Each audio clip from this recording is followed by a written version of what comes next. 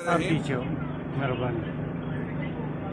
ये पाकिस्तान की जो पार्लिमानी और आईनी तारीख है और जो सियासी तारीख है उसका 76 साल में दूसरी दफ़ा सबसे स्याह चेहरा सामने आया है।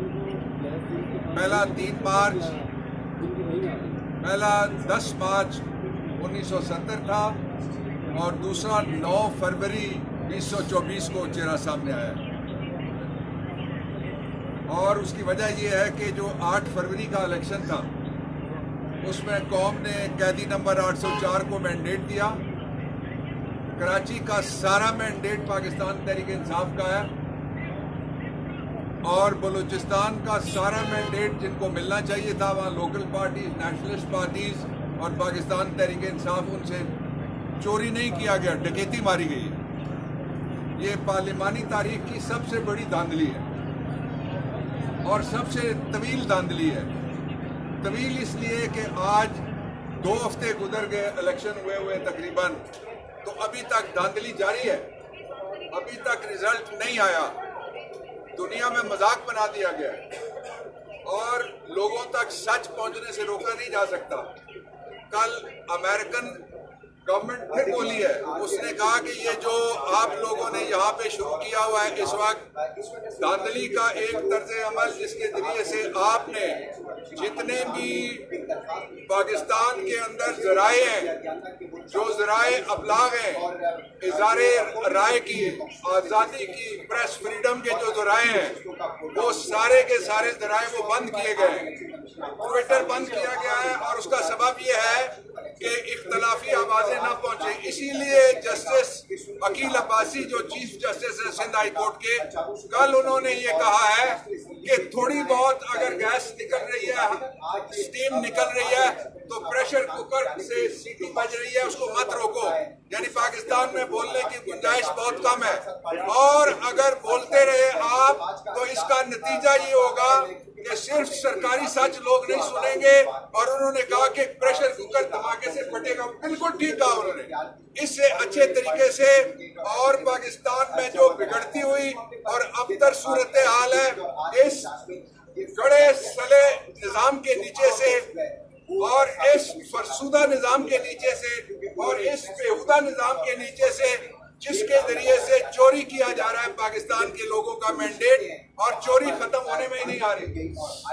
यहाँ शहीद का केस है, मिसाल के तौर पे मैं ये PS11-9 कराची का केस है, ये मैं इसकी आपको मिसाल देना चाहता हूँ।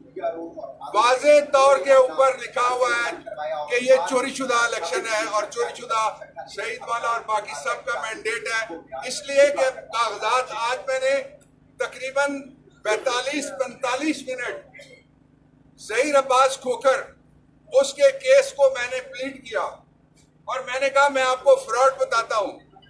एक एक हल्के में वो जो तारड़ साहब हैं उन्होंने तड़ करके धांधली की है और जहां वोट मेरा 500 है, 514 उसमें से 500 काट दिया गया और 14 रह गया, और जो दूसरी तरफ जिसके वोट 14 थे उसको 1450 किया गया। इस तर्ज की और इस लेवल की जो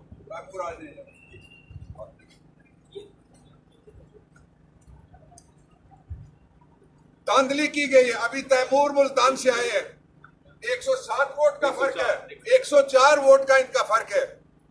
और इलेक्शन कमीशन में जो पिछली तारीख थी, मैं भी इनके साथ खड़ा था, आज की तारीख दी गई थी, लेकिन आज केस फिक्स नहीं किया गया। इलेक्शन कमीशन को मैंने आज अंदर भी दरखास्त की है, बाहर यहां से भी दरखास्त करता हूं कि पाकिस्तान के इस निजाम को तोड़ने में सहूलतकारी कोई ना करे। ये निजाम है जिसमें लोगों की राय होगी, चंद लोगों की राय नहीं होगी, जिसमें वोटर्स की राय होगी।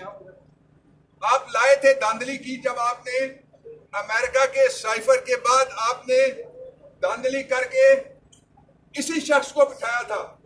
बिठाते ही आपने कहा मुबारक को डॉलर 100 रुपए का हो गया, मुबारक को इकोनॉमी बहाल हो गई। बेड़ा गर्क कर दिया इन्होंने पाकिस्तान का 22 माह में। और अब PDM 2 सीजन 2 उसके बहुत खतरनाक नताइज होंगे।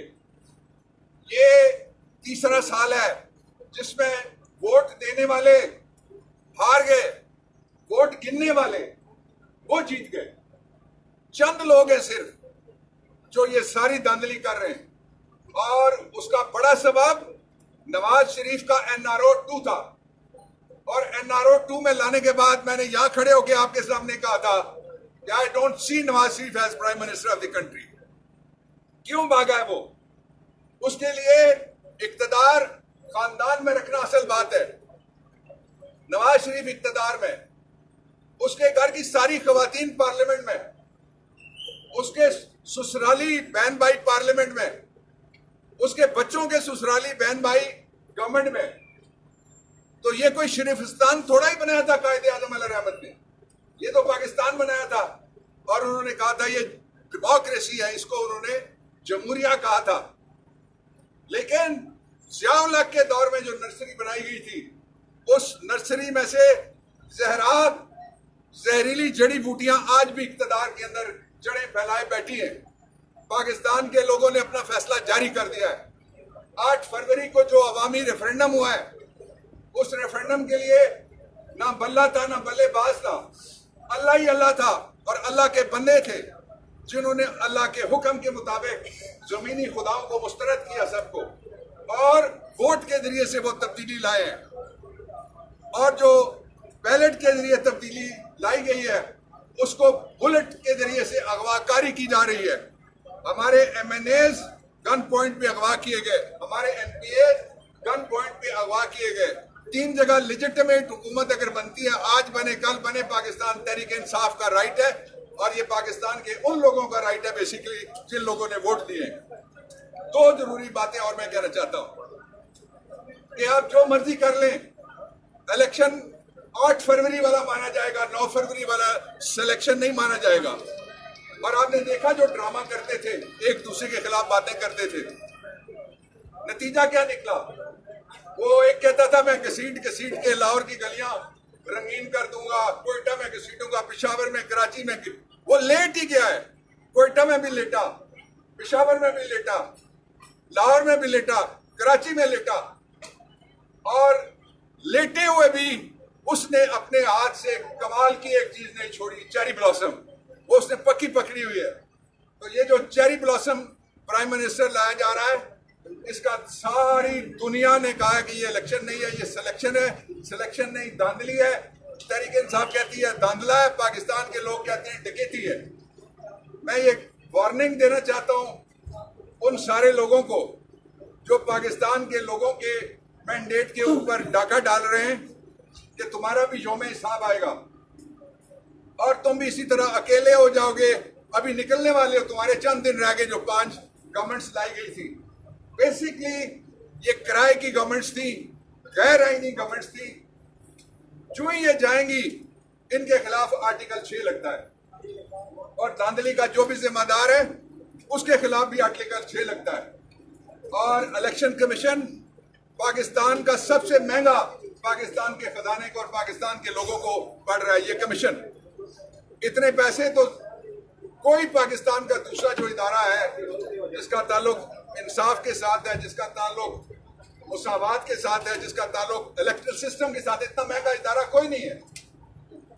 लेकिन इस धांधली को मैं हैरान हूं इस बात पे, इसका नोटिस लेने के लिए अगर कोई सुओ मोटो हरकत में नहीं आ सकता तो आइन में से सुओ मोटो का इख्तियार खत्म कर देना चाहिए, क्योंकि पब्लिक इंपॉर्टेंस का इससे बड़ा क्वेश्चन क्या और हो सकता है कि ये 2 वकील खड़े हुए हैं जिनका मैंडेट चोरी हो गया। तो वो जो सारे दोस्त हमारे नारा लगाते हैं काले कोट वाले, तो क्या वही काला कोट जो शरीफों ने पहन के सुप्रीम कोर्ट की बिल्डिंग में वो गए थे जमहूरी हुकूमत के खिलाफ, उसकी बात हो रही है?